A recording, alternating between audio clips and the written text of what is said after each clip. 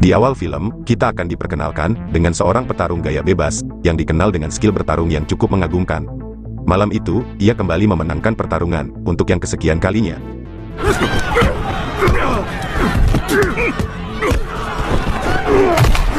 Saat akan meninggalkan arena, sembari membawa uang kemenangannya, Lee malah dicegat oleh kelompok gangster. Ketua gangster ini tak terima Lee memenangkan pertarungan tadi, padahal sebelumnya, ia sudah mengancam Lee untuk mengalah. Akibatnya, si ketua gangster mengalami kerugian yang sangat banyak karena kalah bertaruh. Ia lantas menugaskan semua anak buahnya untuk menghabisi Lee yang telah berani menentang perintahnya.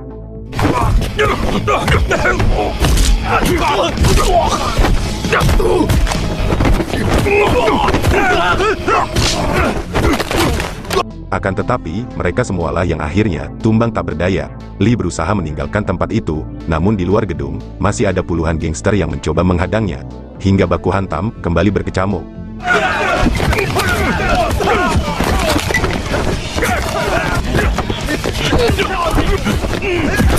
Meski begitu, Lee tetap mampu mengatasi mereka, walaupun ia cukup kewalahan.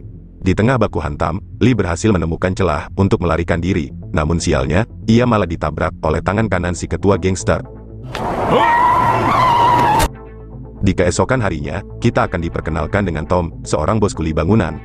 Dalam perjalanan menuju tempat kerja, Tom tanpa sengaja menemukan seorang pria yang terkapar dalam keadaan sekarat. Ternyata, pria itu adalah Lee yang dibuang oleh kelompok gangster tadi malam, karena dikira sudah mati. Kemudian, Tom langsung membawa Lee ke rumahnya untuk diobati.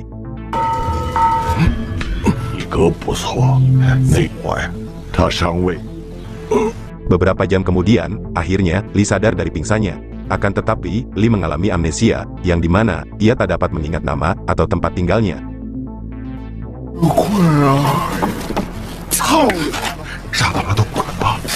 Di keesokan harinya, Tom membawa Lee ke kantor polisi, agar mereka bisa membantu Lee menemukan keluarganya. Namun sebelum itu, Tom singgah dulu ke gedung proyek untuk mengecek para pekerjanya. Selesai itu, Tom dan Lee kembali melanjutkan perjalanan menuju ke kantor polisi. Di tengah perjalanan, Lee tanpa sengaja melihat seorang wanita yang diganggu oleh para preman pasar. Menyaksikan itu, jiwa pahlawan Lee pun memberontak. Tanpa berpikir dua kali, ia langsung menghajar para preman tersebut.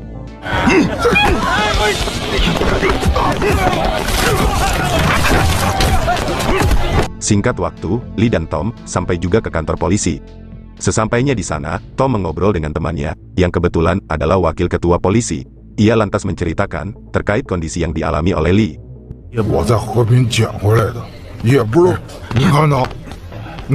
Namun di tengah itu, seorang preman yang baru saja ditangkap, malah membuat onar menantang Lee berduel, padahal tangannya sedang dalam keadaan diborgol.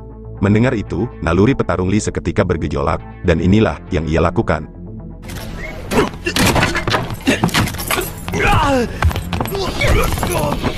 Untung saja, si ketua polisi datang tepat waktu untuk meredam situasi. Melihat Lee kembali membuat ulah, Tom pun memutuskan membawanya pergi dari sana. Di tengah perjalanan menuju pulang, Tom meminta Lee untuk duduk manis, dan ia akan segera kembali.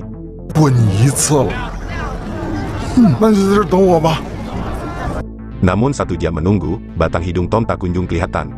Ternyata, Tom sengaja meninggalkan Lee, sebab ia tak ingin terlibat masalah, karena Lee suka berkelahi. Tak lama berselang, Lee dihampiri oleh Karina, gadis penjual es buah yang sebelumnya ia tolong. Ia memberi Lee makanan sebagai ucapan terima kasih.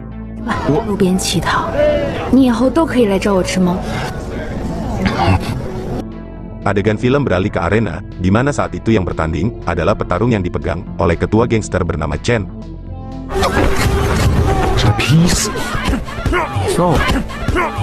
Di tengah itu, tangan kanan Chen datang melapor terkait tanah yang akan mereka beli mengalami kendala karena si pemilik menolak menjualnya. Menanggapi itu, Chen pun menugaskan tangan kanannya melakukan cara apapun untuk mendapatkan tanah tersebut. Diketahui kalau Chen lah yang waktu itu menugaskan seluruh anak buahnya untuk menghabisi Lee.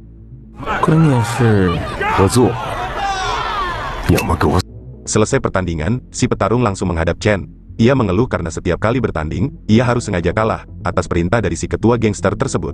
Si petarung mengatakan, kalau terus kalah begini, bisa-bisa reputasinya akan tercoreng. Akan tetapi, Chen tak peduli dengan reputasi para petarungnya, yang penting baginya adalah uang. karena ia meraup keuntungan yang sangat besar dari kekalahan petarungnya tersebut. Chen pun menasehati petarungnya ini untuk terus tunduk dengan semua perintahnya. Karena kalau tidak, ia akan bernasib sama dengan petarung sebelumnya, yang tak lain adalah Li.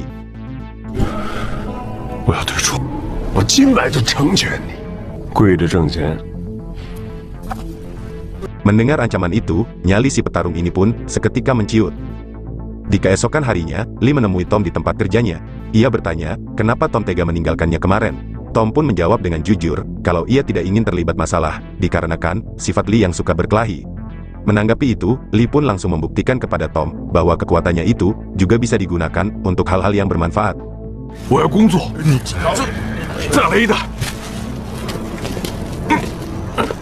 Menyaksikan hal itu, akhirnya Tom pun mau menerima Li sebagai pekerjanya yang baru. Tetapi dengan syarat, Li tidak boleh berbuat onar, terutama dengan para pekerja lainnya. Sejak saat itu, Li pun bekerja dengan sangat giat, hingga akhirnya, ia menerima gaji pertamanya sebagai kuli bangunan. Selesai bekerja, Li pun langsung ke pasar menemui Karina, untuk memberinya uang, sebagai balas budi, karena dulu, Karina telah berbaik hati memberinya makanan. Jelas Karina menolaknya, karena waktu itu, ia tulus membantu Li yang kesusahan. Karina meminta bantuan Li, untuk menjaga dagangannya, karena ia harus pergi sebentar untuk mengambil sesuatu. Saat akan pergi, Karina malah diganggu oleh orang gila. Beruntung, Li berhasil menolongnya.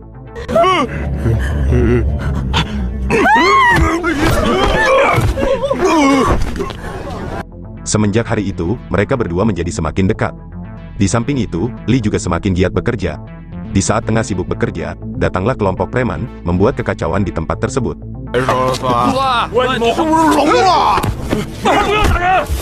Awalnya, Li diam saja, karena sebelum ini, Tom sudah memperingatkannya agar tidak berkelahi. Tapi ketika teman-temannya dihajar, Li pun marah dan inilah yang ia lakukan.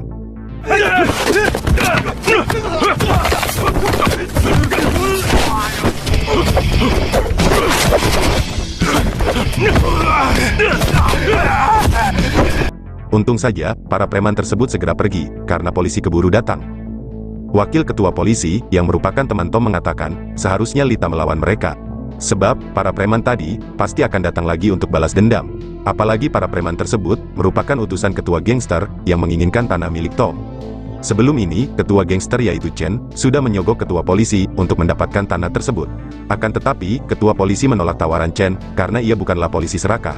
Diketahui, lahan tanah ini adalah milik Tom, yang akan dia bangun rumah panti asuhan. Sedangkan Chen, menginginkan tanah itu, untuk dijadikan tempat bisnis haram.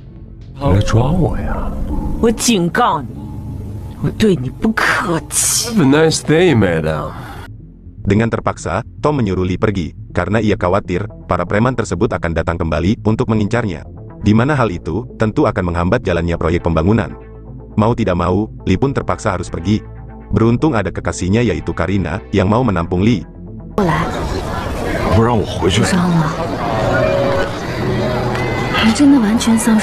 Di balik itu, Chen sangat murka, karena semua anak buahnya, pulang dalam keadaan babak belur. Dan yang paling membuat ia murka, adalah kenyataan bahwa Li ternyata masih hidup. Chen menyalahkan tangan kanannya, karena ialah yang ditugaskan, untuk menghabisi Li. Di tengah itu, petarung Chen datang, dan kembali protes, karena lagi-lagi, ia harus kalah dalam pertarungan. Bahkan, ia sempat menghajar Chen, namun dengan sigap, Chen mengeluarkan senjatanya.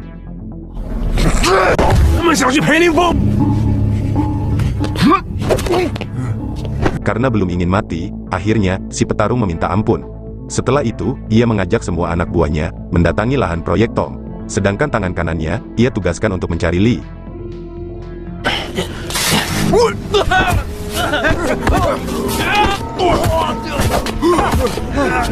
Sesampainya di tempat itu, mereka langsung menghajar para pekerja Tom. Kemudian Tom datang, dan memohon kepada Chen, untuk melepaskan para pekerjanya. Bahkan, Tom siap membayar uang yang banyak, agar kelompok Chen, berhenti mengganggu mereka.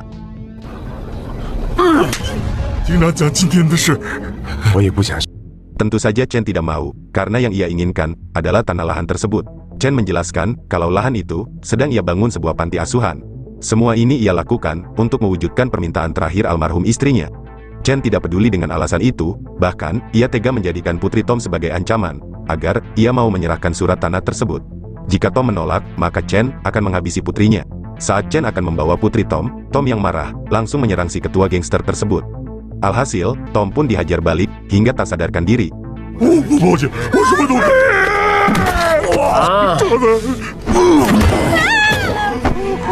Di balik itu, Lee juga dihajar oleh tangan kanan Chen dan beberapa anak buahnya.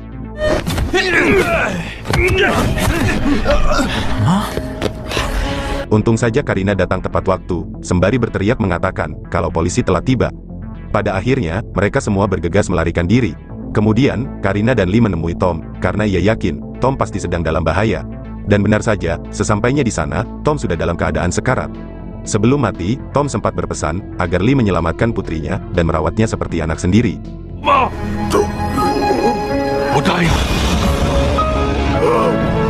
Di waktu yang sama, ingatan Lee kembali, termasuk bahwa kelompok Chen lah yang waktu itu berusaha membunuhnya.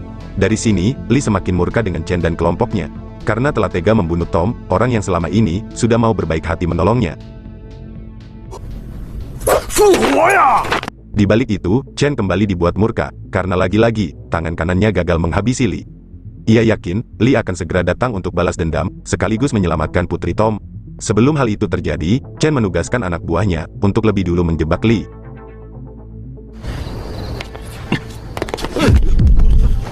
Beberapa jam setelah itu, Lee muncul dan langsung memojokkan tangan kanan Chen. Ia bertanya, di mana putri Tom disekap. Tangan kanan Chen menjawab, kalau putri Tom disekap di sebuah gudang sebelah barat.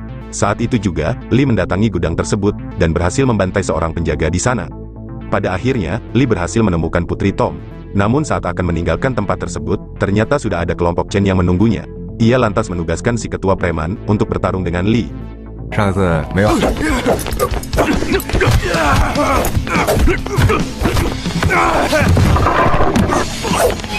Di tengah duel, tiba-tiba para pekerja Tom muncul dan bergelut dengan semua anak buah Chen.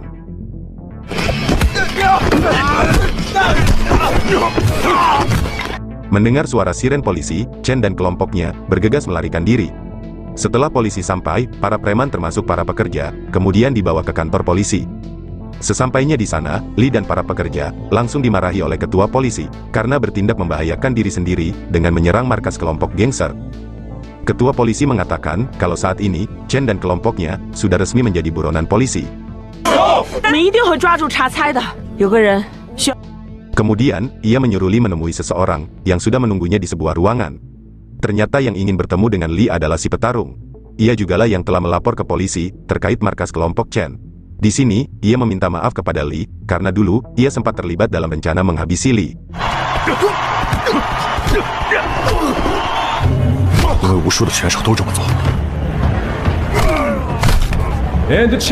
Ia jugalah yang telah menabrak Lee bersama tangan kanan Chen, termasuk membuang Lee ke sungai. Mendengar hal itu, Lee pun memaafkannya, karena ia yakin si petarung pasti dipaksa oleh Chen. Beralih ke Chen, yang saat ini bersembunyi ke sebuah gedung terbengkalai. Tak lama kemudian, tangan kanannya muncul melapor terkait si petarung yang telah berkhianat. Mendengar hal itu, Chen langsung menugaskan si tangan kanan dan si ketua preman untuk menghabisi Lee dan si petarung. Sekarang, yang tinggal hanya mereka bertiga, sementara yang lainnya sudah ditangkap polisi.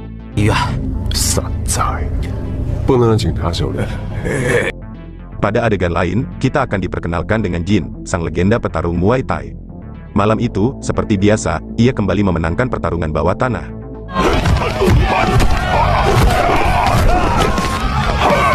Selesai pertarungan, ia ditemui oleh Chen dan tangan kanannya. Chen bernegosiasi dengan Jin agar ia mau melawan Lee dalam sebuah pertarungan. Awalnya, Jin menolak karena ia yakin Lee bukanlah tandingannya. Namun saat Chen mengatakan kalau Lee adalah petarung yang tidak pernah kalah, akhirnya Jin setuju untuk bertarung dengannya.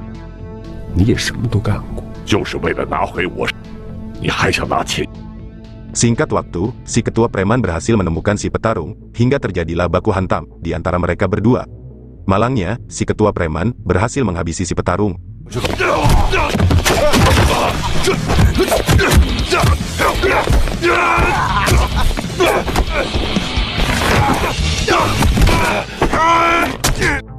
Beralih ke Lee, yang saat ini sedang melatih fisiknya. Tak lama Karina datang dan meminta untuk dilatih, agar ia bisa membela diri dari gangguan orang gila yang sering mengganggunya di pasar.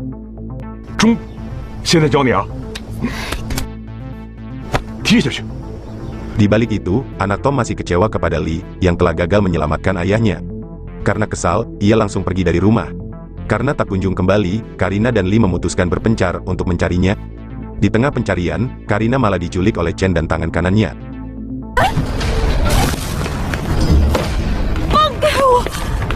Kemudian, Chen mendatangi Li dan mengatakan, kalau Lilah yang menyebabkan ia menjadi buronan, sementara sebagian besar anak buahnya ditangkap polisi. Akibat dari itu, Chen mengalami kerugian materi yang tidak sedikit. Untuk itulah, ia memaksa Li bertarung melawan Jin, si petarung legenda. Jika Li menang, Chen berjanji akan melepaskan Karina. Sebaliknya jika Li kalah, Chen akan menghabisinya.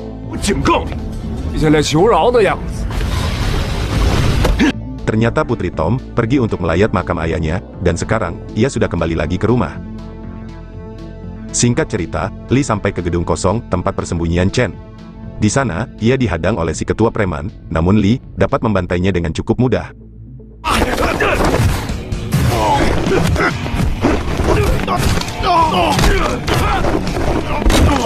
Akhirnya, Li bertemu dengan Chen. Tak lama kemudian, Jin pun muncul.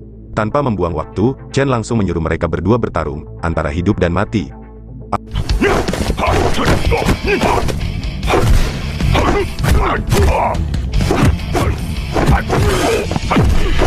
Awalnya, Li dibuat tumbang berkali-kali. Namun pada akhirnya, Li berhasil membalikan keadaan, dan membantai si petarung legenda tersebut.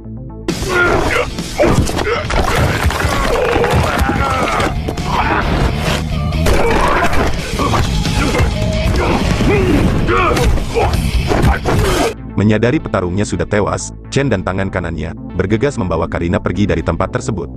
Namun Li berhasil mencegat mereka berdua tepat waktu. Sialnya, saat ini Chen mengancam Karina dengan senjatanya.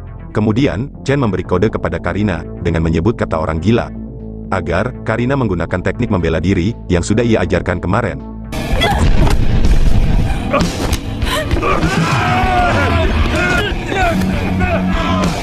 Di waktu yang sama, para pekerja Tom muncul, membantu Li mengajar Chen dan tangan kanannya. Akhirnya, Chen dan si tangan kanan dijebloskan ke dalam penjara. Si ketua polisi berterima kasih kepada Li, karena telah membantu polisi dalam menangkap buronan. Setahun kemudian, terlihat Li sudah menikah dengan Karina, dan sebentar lagi, mereka berdua akan memiliki momongan. Putri Tom juga sudah menganggap Li dan Karina sebagai orang tua kandungnya sendiri. Dan film pun selesai.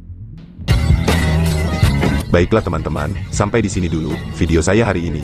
Semoga kalian suka, dan sampai jumpa lagi di video selanjutnya.